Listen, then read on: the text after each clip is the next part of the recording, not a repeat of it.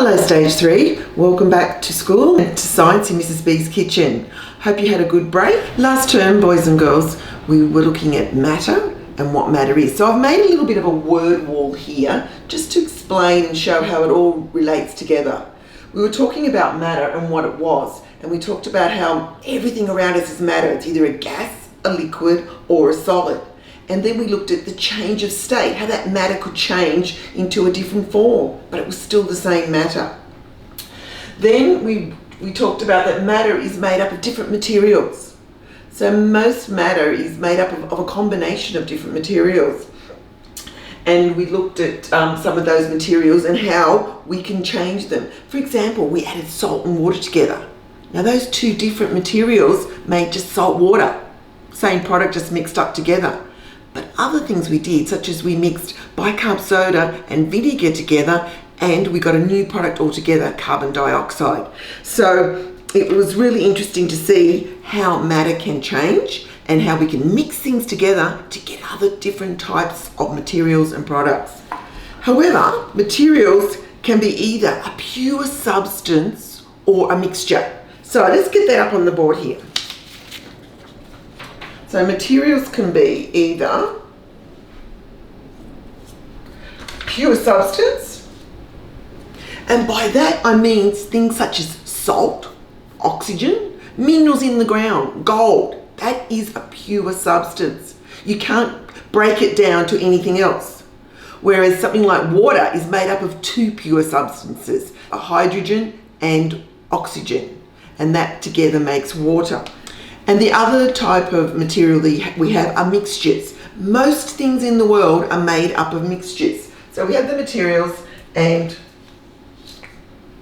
they are made up of a mixture. And as I just said, that could be a mixture of generally two or more pure substances.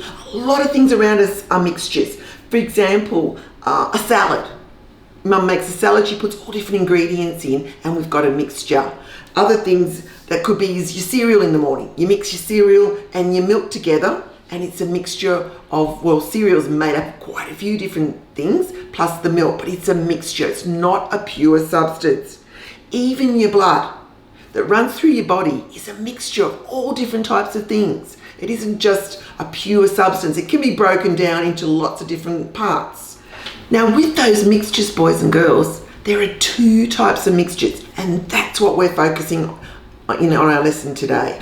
Most things around us are made up of mixtures, but some it's much easier to see. Obviously you can see the mixture in your cereal bowl mixed with the milk. It's very easy to see, but some aren't that easy to see. The ones that aren't that easy to see and everything is evenly distributed throughout are called homogeneous mixtures.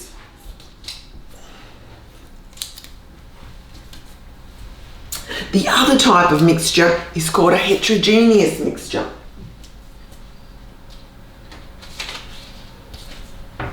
With a heterogeneous mixture, you can see that it's a mixture of different things, like your cereal. But with an homogeneous mixture, it's much more difficult to see because everything has been so well combined, it just looks like one product, one material, but it's really a mixture of a few different ones. So today's boys and girls, I'm going to make a pizza because I want to show you that a pizza is made up of a homogeneous base. So it's really mixed up very close together and you cannot see the particles separate. And then I'm going to put the topping on, and that's going to be a heterogeneous mixture. So overall the pizza will be heterogeneous, but it's made up of the two different types of mixtures. So I just wanted to go over quickly the two different mixtures. We've got the homogeneous mixture. If you can see that there, the particles in it are distributed evenly. So the particles are pretending that the green and the red are two different particles. They're completely evenly distributed. So if you pulled something out, you get exactly the same thing wherever you pulled it out. Over here, heterogeneous, you can see here that we've got the red and the green and they're not evenly distributed. So that makes it, it's not uniform. Okay, unlike this one, it's completely uniform. The particles are uniform. This one, they are not uniform. So we're going to be looking at the different types of mixtures today, and I'm going to make the pizza. Now the first thing I'm going to do to make my pizza is I'm going to get some warm water. So we'll put some hot water in. Put some cold. Okay, that should be in a bowl. And I'm going to mix 1 teaspoon of yeast. Yeast is an amazing product. Bakers use it all the time for bread. And what it does, it creates a reaction that leads to the flour and everything rising. So at this stage, I'm going to put a teaspoon in here, spread it over. And I'm going to put in 1/4 teaspoon of sugar.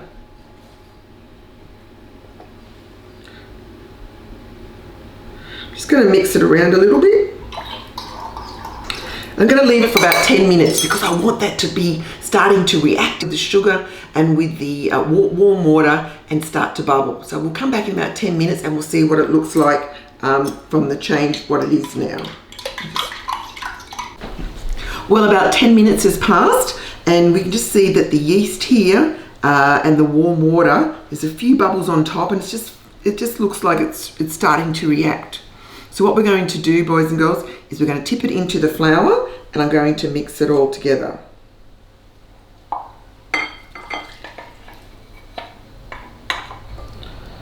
So I'm just going to mix it around till it's all completely combined. Because what kind of mixture do we want? We want a homogeneous mixture. So we cannot separate and see anything with our eyes to show that it's a mixture of different things. It's going to become one mixture.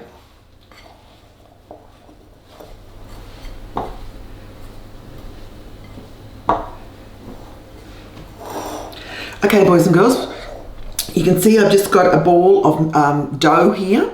Now what we're going to do now, the most important part when you're making bread or when you're making a pizza base from scratch is that you give it time to prove. That means the yeast does its work and it's going to grow in size because the yeast will react with the warmth and it's going to create more air bubbles inside and it's going to make this whole mixture look a lot larger.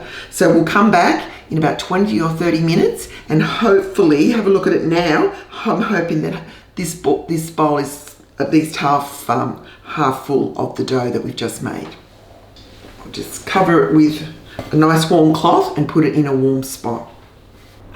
Well, boys and girls, it's been just over half an hour, so we'll see how our dough's been going. And in the meantime, I've kind of got ready a few toppings that I wouldn't mind putting on. Probably not your type of topping. You probably like to have maybe ham and pineapple or meat lovers or just cheese.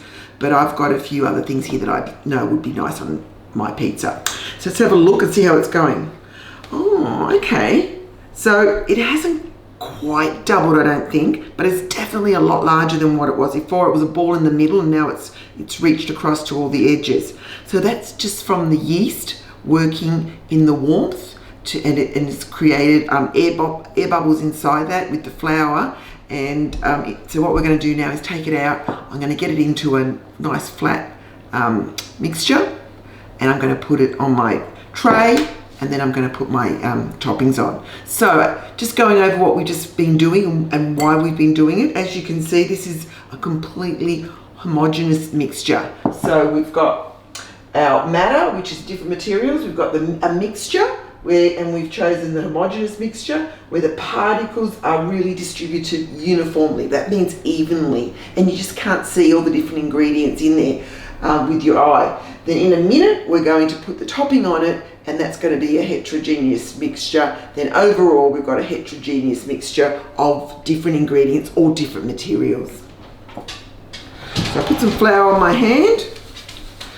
And we'll get it off the edge here.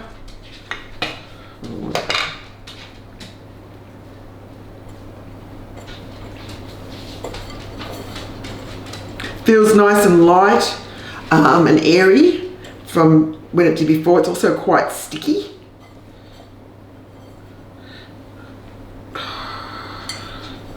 There it is. As you can see, it's still got a fair bit of stickiness with it. I'm just going to put it straight on my bench. Got some flour there, so hopefully it won't stick too much to my bench. Get some flour on it so that's not going to stick too much to my hands. Okay, it's quite a nice soft formation now. I'm just going to get the rolling pin with a bit of flour on the outside of it. And we're just going to get it roughly into a nice round shape. Okay, there's my pizza. Ooh, hope it fits on there okay. Pizza base. I had some pizza tins, but I couldn't find where I put them. So obviously haven't made pizza for a little while. Now I'm going to put some tomato pizza sauce on.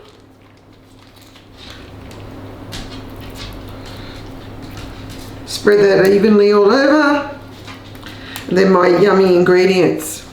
I'm going to put some cheese on. What's a pizza without cheese, hey? Nice mozzarella cheese. It's nice and sticky.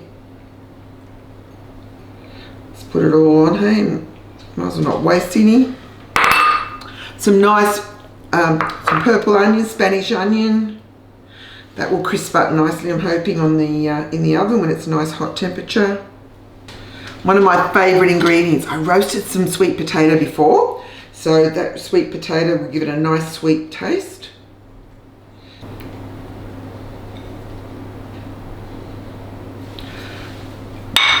Some feta, a bit of feta, give it a bit of bite. Use it all up. And I think for a bit of crunch, put some pine nuts on. I think they always go nice on a pizza.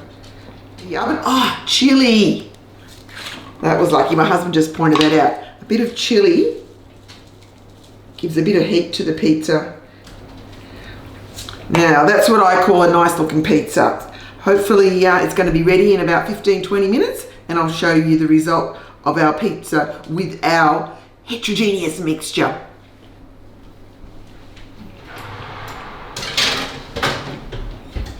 Well, just taken the pizza out of the oven. It's looking delicious, smells really good. You can't smell it from where you are, guys.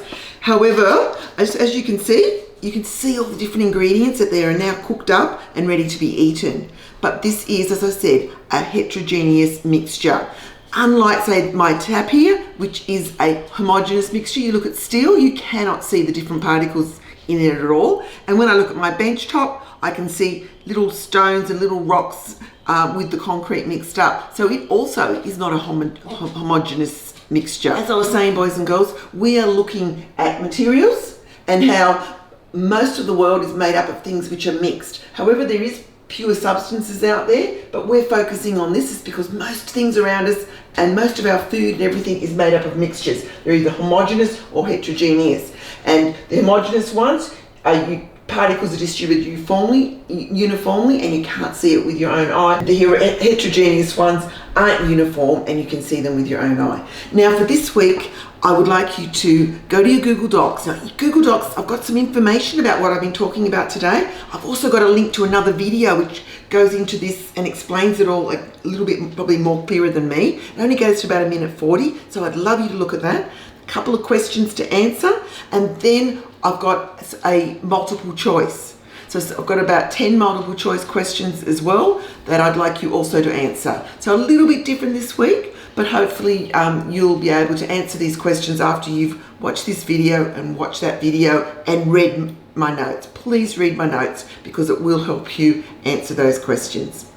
Hope you have a great week and I look forward to seeing you at school at some point next week or the week after. See you later.